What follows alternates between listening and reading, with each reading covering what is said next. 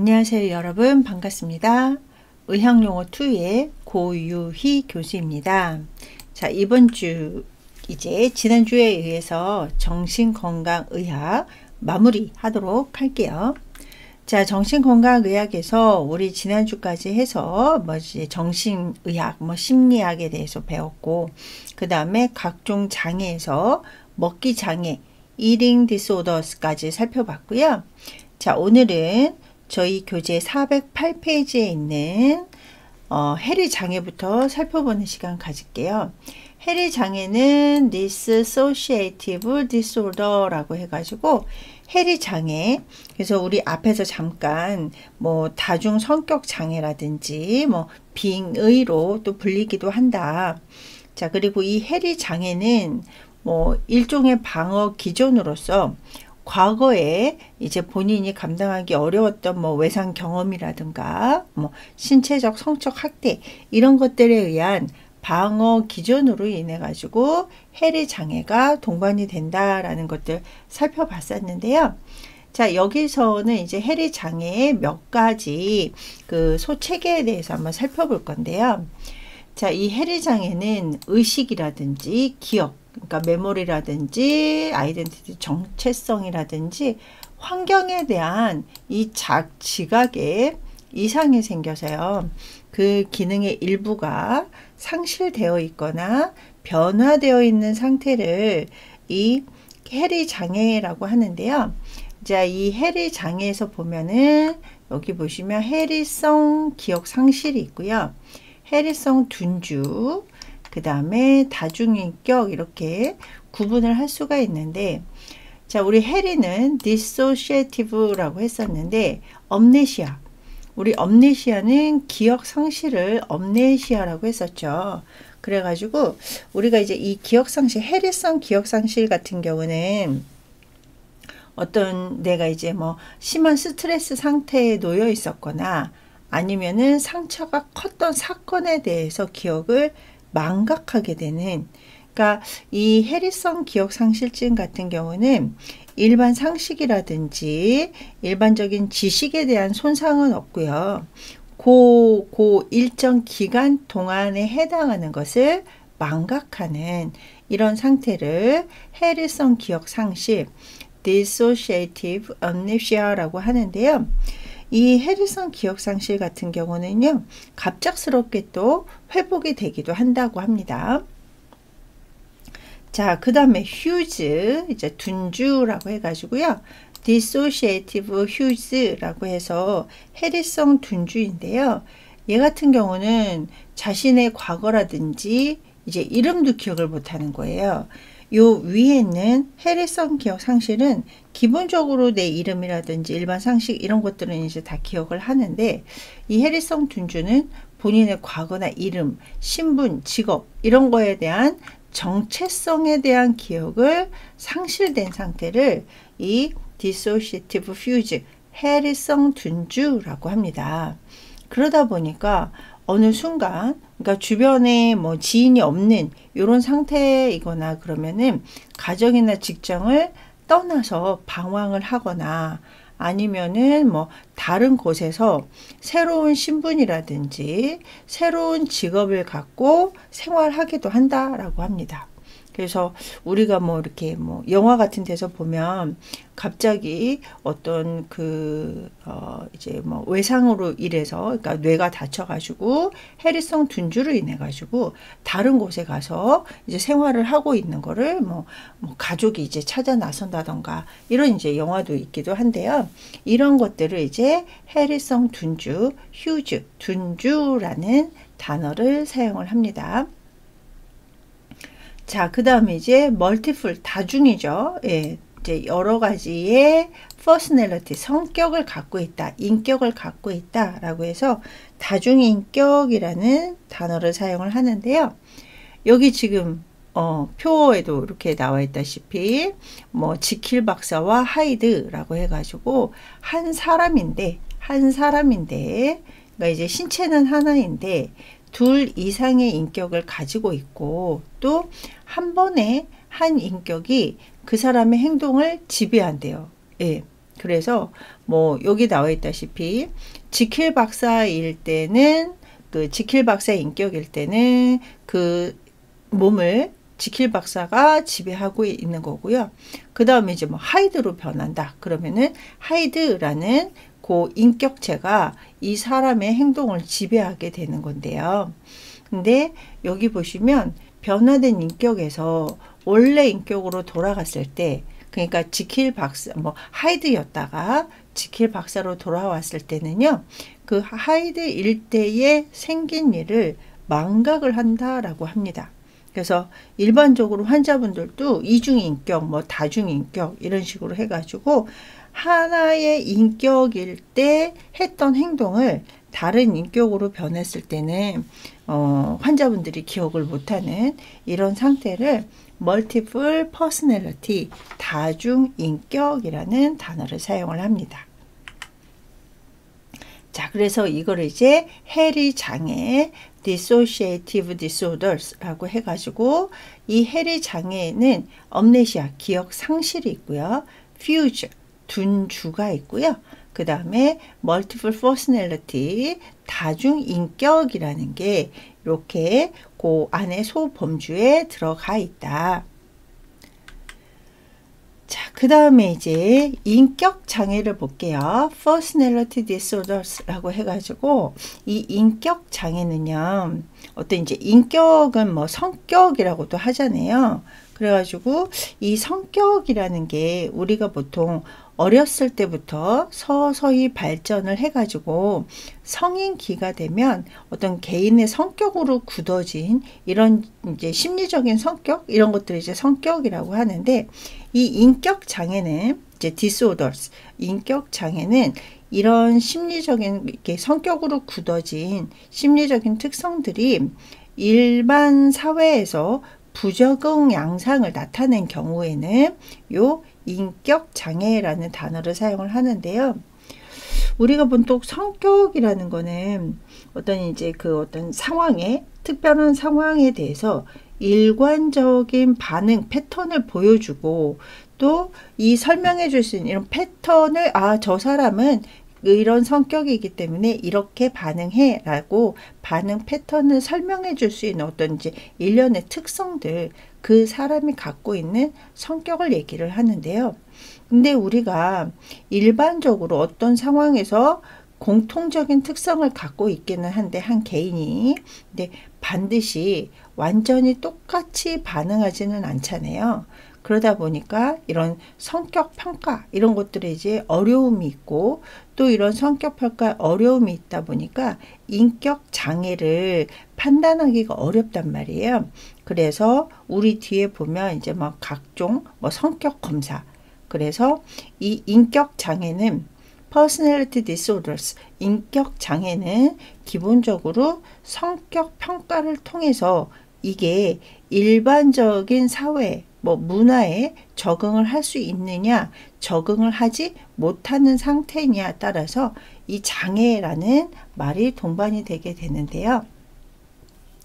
여기서 보시면 일단은 현실 적응이 일반적인 성격인 사람들은 되는데, 그게 자신이나 가족, 일반적인 사회생활에 지장을 줄 정도의 이상 성격, 그러니까 인격 이상이 나타날 때 personality disorders라는 그 용어, 이제 그 정신건강의학의 진단 용어에 들어가는데요. 자, 여기 성격 장애, 인격 장애도 이렇게 몇 가지로 나눠져 있는데요. 일단은 가장 먼저 파라노이드, 편집성 인격 장애라고 해가지고, 이 편집성 인격 장애는요, 여기 있다시피 좀 굉장히 좀 예민, 과민해지고 굉장히 강직, 그래서 어떤 그 여기 뒤에 보시면 불필요한 의심이라든지 질투, 시기 뭐 이런 것들이 굉장히 강하게 이제 뭐 불신이라든지 이런 것들로 나타내는 이런 성격이고요. 그 다음에 또 자기 위주가 좀 심해요. 네, 자기 위주가 심하고, 그러다 보니까 남을 비방하고, 그 다음에 어떤 문제가 발생을 했을 때 본인 책임이라 라는 말보다는 다른 사람의 책임이다 라고 책임을 전가하는 이런 인격을 파라노이드 퍼스널리티 디스오더, 편집성 장애라고, 인격 장애라고 합니다. 그래서 이 편집성 인격 장애를 갖고 계신 분들은요, 일단 타인에 대해서 강한 불신감을 갖고 있고, 또 타인을 많이 의심을 하고 적대적인 태도를 갖고 있고, 또 약간 자기 위주이면서 이런 불신이 있기 때문에요. 이 편집성 인격 장애이신 분들은 그 어떤 남에게 책임을 전가한다라고 했잖아요. 그러다 보니까 어떤 보복 행동, 이런 것까지도 이렇게 나타날 수 있는 이런 질병이 파라노이드, 편집성 인격 장애라고 이해하시면 되고요. 자, 그 다음에 스키조이드. 네, 우리 스키조이드는 갈라지다라는 거였었잖아요. 그래서 분열성 인격 장애라고 해가지고 스키조이드 퍼스널리티 디스오더라고 합니다. 이 분열성 인격 장애는 일단은 어떤 타인과의 관계 형성에 굉장히 무관심하고요. 또 감정 표현이 부족해요. 네. 그러다 보니까 대인 관계에서의 고립, 이런 이제 그 상태에 빠지시는 이런 분들이 스키조이드 퍼스널리티 디스오더, 분열성 인격 장애인데요. 어떤 이제 그 감정 표현이 부족하고 대인 관계에 고립되어 있다 보니까 그 대인 관계에 대해서 겁이 굉장히 많아지고요. 그 다음에 내성적이 되고, 고립됐다 보니까 뭐 고독감이라든지 이런 것들, 그리고 다른 사람과 친밀한 인간관계를 맺지 못하는 이런 성격 장애를 분열성이라는 단어를 사용을 합니다. 자, 그 다음에 세 번째로 안티소셜. 안티소셜 하면은 반사회인 거잖아요. 그래서 반사회적 인격 장애라는 단어를 사용을 하는데요. 이 안티소셜 퍼스널리티 디스오더인 요 반사회성 인격 장애이신 분들은요, 일단은 여기 첫 번째 줄 보시면 사회생활을 하는 데 있어서 기본적인 결함을 가지고 있대요. 그러다 보니까 어떤 이제 기본적인 우리 뭐 그런 말 하잖아요. 법을 지켜라, 윤리를 무시하면 안 된다, 뭐 이런 얘기 많이 하는데, 이 반사회성 인격장애이신 분들은 기본적으로 법과 윤리는 무시해요. 그러다 보니까 타인의 권리도 침해하게 되고, 그 다음에 어떤 이제 그 사회생활에 대한 기본적인 뭐 예의가 없다 보니까 되게 폭력을 사용한다던가 어떤 사기 행동 이런 것들을 이제 많이 하게 되는 게 이 반사회성 인격 장애인데요. 그러다 보니까 여기 보시면 반복적으로, 그러니까 뭐 다른 사람의 권리를 침해하는 행동을 뭐 한 번 하는 게 아니라 반복적으로, 그 다음에 이 반복적으로 다른 사람의 권리를 침해를 해도 죄의식이라든지 양심에 뭐 이렇게 뭐 거부감이라든지 이런 것들이 없는 이런 사람들이에요. 예. 그래서 또 이런 행동을 하면서 집단이나 사회적 규범에 성실하지 못하고, 그 다음에 불안이라든지 충동에 대한 인내심이 없어가지고 아까 말씀드렸다시피 약간 이제 뭐 폭력, 다른 사람한테 폭력 쓰는 게 굉장히 좀 흔하게 되고, 또 본인의 충동 때문에 사기 행동을 많이 하게 돼요. 자, 근데 이 반사회성 인격 장애인 사람들은요, 일단은 책임감도 없고요. 그 다음에 우리 이제 뭐 사기라든지 폭력은 범죄잖아요. 근데 이렇게 범죄를 통해서 이제 벌을 받게 돼도 우리는 보통 뭐 이렇게 양형, 그러니까 어떤 죄를 지어서 법원 같은 데 갔을 때 최종 판결을 받는 거를 양형이라고 하는데, 이렇게 양형을 뭐 징역 몇 년, 뭐 벌금 얼마, 뭐 이런 식으로 하면은 많은 사람들이 뭐 자기는 뉘우치고 있다, 막 이러면서 반성문도 쓰고 그러잖아요. 근데 요 반사회성 인격장애이신 분들은 그거에 대해서 자기가 왜 잘못했는지를 모르고, 그러니까 벌을 받아도 뉘우칠 줄 모르고 거기에서 아 이러면 안 되는구나 라는 배움을 받아야 되는데 그런 거를 배울 줄도 모르고요. 그 다음에 굉장히 무감각하게 되고, 그러니까 거의 뭐 사이코패스처럼, 그죠? 그리고 자신의 부당한 행동의 책임을 내가 잘못한 게 아니라 다른 사람이 그렇게 했기 때문에 내가 이 행동을 할 수밖에 없었다 라는 식으로 이런 이제 남에게 전가하거나 그 다음에 본인을 합리화하려는 이런 경향이 있습니다. 자, 그래서 이런 기본적인 사회생활의 법이라든지 윤리, 문화를 무시하는 행동을 하는 인격을 반사회성 인격 장애라고 해서 Antisocial Personality Disorder라는 병명이 만들어지게 된 거고요. 자, 그 다음에 이어서 보더라인이라고 해서 이 보더라인이라는 경계잖아요. 우리 뭐 경계하면 뭐 그 정상과 비정상의 경계, 과함과 부족의 경계, 그 다음에 뭐 질병과 질병이 아닌 것의 경계, 뭐 이런 것들을 이제 보더라인이라는 단어를 많이 사용을 하는데요. 자, 여기 보더라인 퍼스널리티 디스오더스라고 해가지고 경계성 인격 장애라는 단어를 써요. 근데 이 경계성 인격 장애 같은 경우는요, 이 증상이라는 게 연속적인 정신병은 아닌데, 그리고 분명히 뉴로시스, 신경증도 아닌데 정신질환이, 보더라인, 거기 경계성에 있는 건데요. 이 경계성 인격장애이신 분들 같은 경우는 기본적으로 좀 대인관계가 굉장히 불안정하고요. 또 그 다음에 약간 뭐 애정 표현을, 애정의 감정을 좀 격렬하게 표현을 한다던가, 그러니까 좋아하는 감정, 싫어하는 감정을 보통 사람들보다 좀 격렬하게 감정 표현을 한다던가, 아니면은 좀 충동적인 행동, 이런 사람들이 이제 경계성 인격 장애에 포함이 되는데요. 이 보더라인에 있으신 분들은 일단은 뭐 충동적인 거 있고요. 이 예측 불가능한, 예측 불가성의 그 라인에 있어야지 요 그 경계성 인격 장애라고 진단을 하고요. 자, 그 다음에 이제 여기 보시면 부적절하고 걷잡을 수 없는 노여움이라고 해가지고요. 아까 제가 격렬한 애증의 감정이라고 했었잖아요. 그러다 보니까 갑자기 뭐 그럴 타임이 아닌데도 불구하고 막 노여움을 표현을 한다던가, 아니면은 심하게 감정이 굴곡이 되는, 그래서 막 좋아했다 갑자기 막 슬퍼했다 이런다던가, 아니면은 어떤 이제 충동적인 행동으로 인해 가지고 자해를 한다던가, 뭐 이런 증상들이 나타나요. 그러다 보니까 이제 직장 생활이라든지 이제 결혼하신 분들 결혼 생활이 약간 불안정하게 되고, 또 앞에서 말씀드렸다시피 뭐 직장 생활, 결혼 생활뿐 아니라 대인 관계에서도 굉장히 불완전한 이런 이제 그 관계를 맺게 되고요.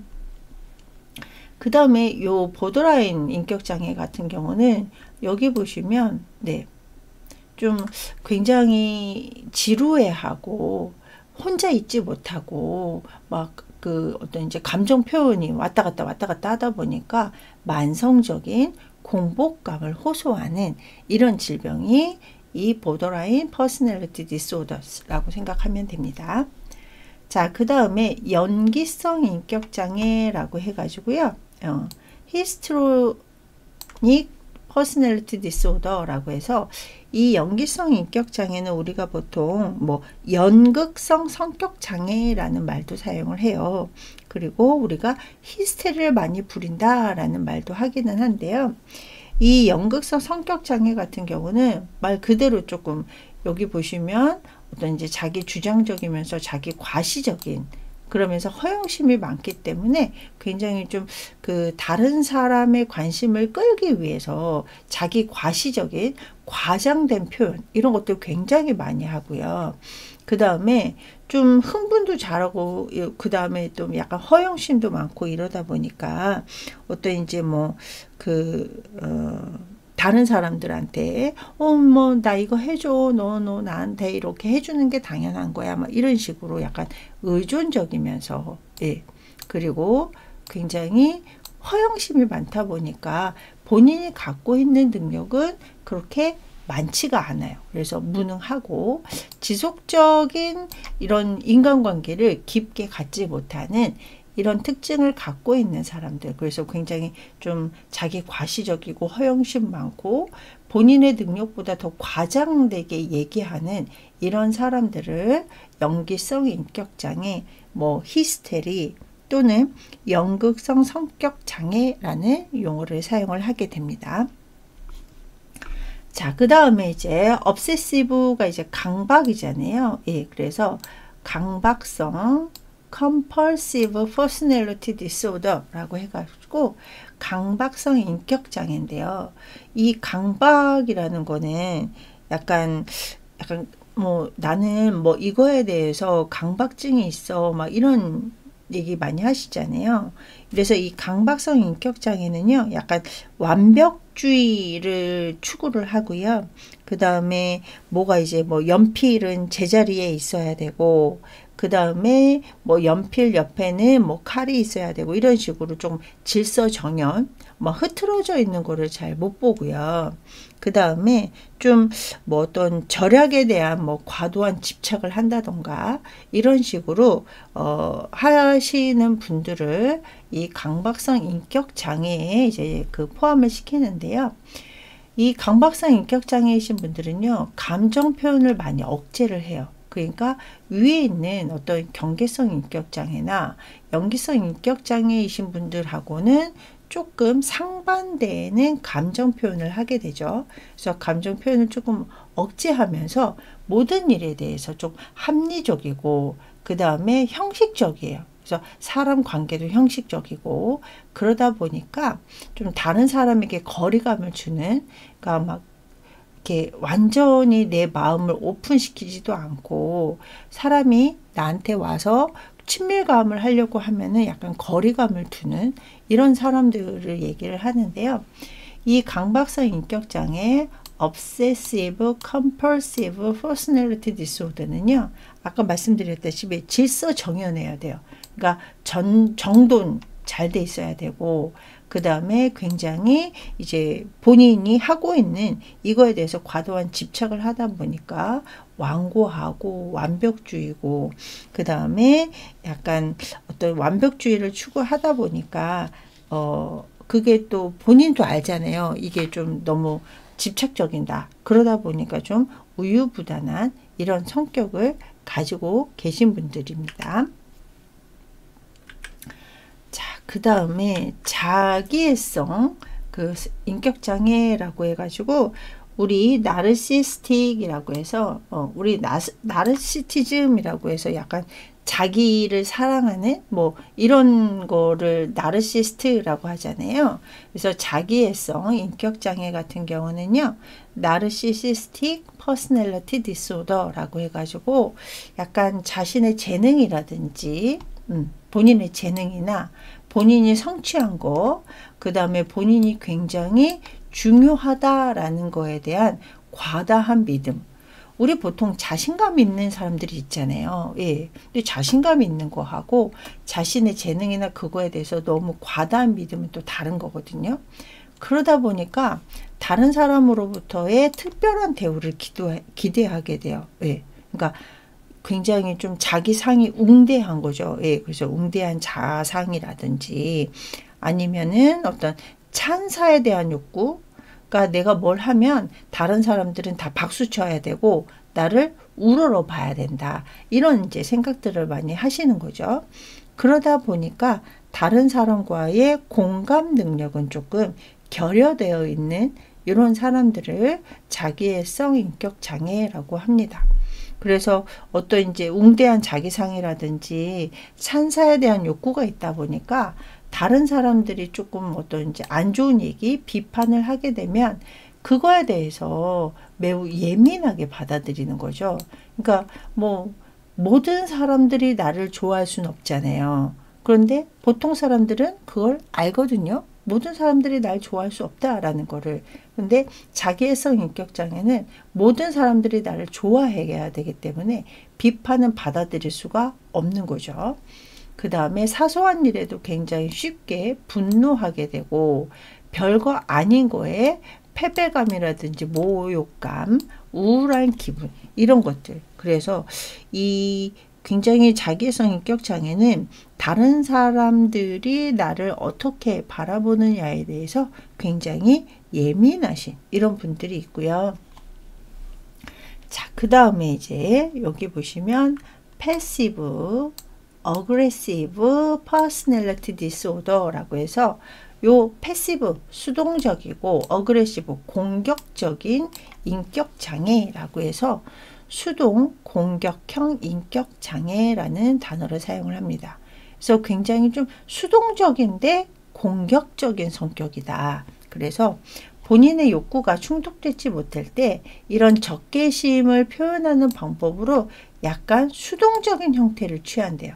그러다 보니까 공격적인 방해라든지 뭐 이런 것들을 드러나지 않으면서 그러니까 본인이 하는 거를 잘 모르는 식으로 하면서 뭐 방해를 한다던가 아니면은 막 약간 꿈을 대거나 별거 아닌데 굉장히 막 우리 보통 그 황소고집이라고 하잖아요. 그러니까 별거 아닌 거에 막 황소고집을 통해서 다른 사람들을 불편하게 한다던가 그 다음에 이제 비능률적으로 어떤 거를 행하면서 다른 사람들을 공격하는 이런 특징을 갖고 있는 사람들을 수동 공격형 인격 장애라는 단어를 사용을 합니다.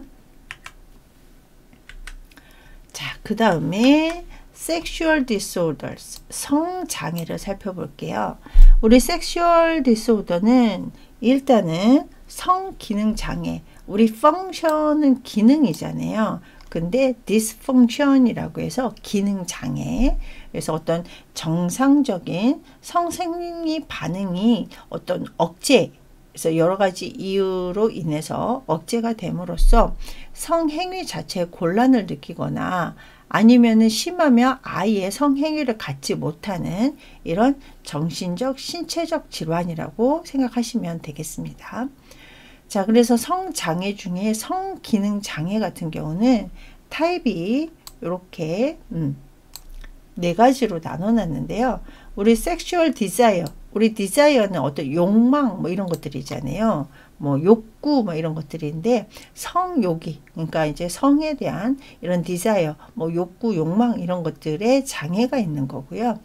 자, 그 다음에 이제 얼라우설이라고 해가지고 이 얼라우설 흥분, 그래서 어떤 그 성생리 기능을 할 때 어떤 성적 흥분에 장애가 발생을 하게 된다던가 그 다음에 우리 이제 결정감 장애라고 해서 orgasmic disorder, 그래서 약간 뭐 지루증이라든지 뭐 조루증이라든지 이런 이제 절정감 장애라든지 아니면은 이제 섹슈얼적인 그 어떤 이제 그 성생리 과정에서 이제 통증을 느끼게 되는 이런 이제 그 섹슈얼 페인 디스오더, 이 모든 것들을 다 합쳐서 섹슈얼 디스펑션, 성기능 장애라는 단어를 사용을 합니다. 그래서 이 성장애에는 성기능 장애도 있고요. 자, 그 다음에 위에 있는 것들은 사실 성기능 장애는 어떤 이제 성적인 질병이라고 생각을 하면 여기서부터는 약간 성범죄? 그래서 이제 몇 가지를 살펴볼 건데 여기 섹슈얼 디스오더에서 보면은 여기 보시면 파라필리아라고 해가지고요. 성도착증. 우리 성도착증 같은 경우도 이제 몇 가지로 나눠져 있는데 어떤 반복적으로 그러니까 이런 이제 비정상적인 상상이라던가 성욕이라던가 비정상적인 성욕, 비정상적인 행위를 하는 것이 한두 번으로 그치는 게 아니라 반복적으로 나타났을 때 요 파라필리아 성도착증이라고 하는데요. 자, 여기 보시면 패티시즘이 있고요. 그 다음에 패티스티 트랜스베스티즘이라고 해서 이제 의상 도착증이 있고요. 자, 그 다음에 엑스비저니즘이라고 해서 엑스비저니즘 같은 경우는 성기 노출증, 그 다음에 보유리즘, 관음증, 이렇게 이제 나눠놨는데요. 이 패티시즘 같은 경우는 우리 패티즘이라는 단어도 사용을 하는데요. 어떤 물품에 대한 음란증, 그래가지고 어떤 이제 성적 흥분을 위해서 이거는 보통 이제 남성분들이라고 생각하시면 돼요. 그래서 어떤 여성의 물건, 속옷이라던가 아니면 신체 일부, 그래서 그 본인이 굉장히 흥분을 할 만한 이런 여자의 머리카락이라던가 신체 일부, 손톱, 발톱 이런 것들을 수집을 해가지고 그 물건을 통해 가지고 성적 공상이라든지 성행위에 사용하게 되는 이런 것들을 이제 여성 물건에 또는 물품 음란증이라는 패티시즘이 있고요. 자, 그 다음에 여기 보시면 fetishistic transvestism이라고 해서 의상 도착증이 있어요. 의상 도착증 같은 경우는 여기 이제 그 용어에서도 나왔다시피 남성이 성적 흥분을 목적으로 인해서 여성 복장을 사용하는, 그러니까 의상에 이제 그 굉장히 좀 집착하게 되는 거고요. 그 다음에 이제 엑스비시니즘 같은 경우는 성적 흥분을 도달할 목적으로 낯선 사람에게 본인의 성기를 노출하는 이런 것을 얘기를 하고, 자, 그 다음에 우리 보유리즘, 그 관음증을 많이 들어봤죠. 그래서 다른 사람의 어떤 이제 그 나체라든지 옷 벗는 행동, 성행위를 이제 반복적으로 훔쳐보면서 거기에서 욕구를 느끼고 그거를 반복하거나 행동하는 이런 것들을 이제 그 보유리즘, 관음증이라는 단어를 사용을 합니다. 자, 그래서 지금 이제 정신건강의학의 진단 용어, 그 다음에 이제 거기에 따른 분류별 장애를 살펴보고 있습니다. 자, 잠깐 쉬었다가 2교시 이어서 시작하도록 할게요.